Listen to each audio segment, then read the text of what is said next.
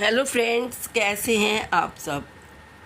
दोस्तों, हमने रामायण में बहुत सारे प्रसंग सुने हैं और बहुत सारी लक्ष्मण जी और सीता जी की आपस में कहानियाँ भी सुनी हैं।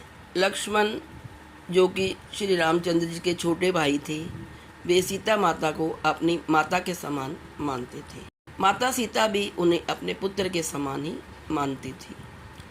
लक्ष्मण की मृत्यु के समय माता सीता क्यों हंसी, यह प्रसंग शायद आपने नहीं सुना होगा।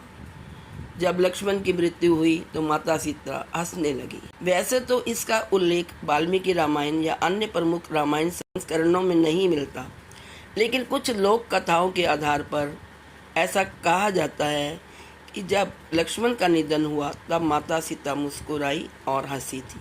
अब देखते हैं इसके पीछे का कारण क्या है।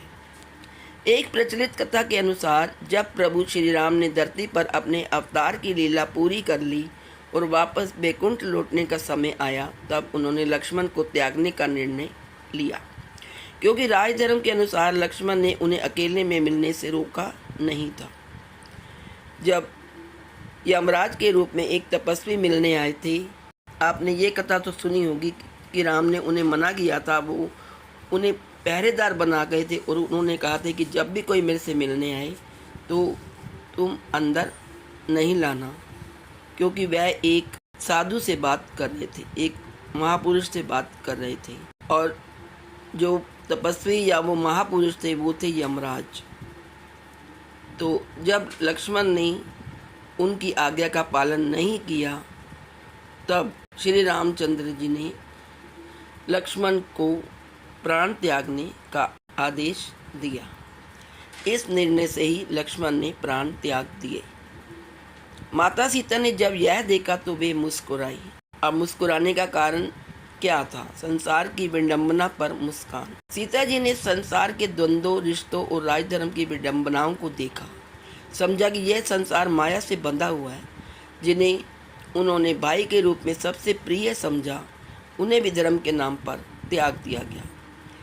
इसी द्वंद्व पर वे मुस्कुराई। यह सोचकर वह हंसने लगी और लीला की पूर्णता पर हंसी।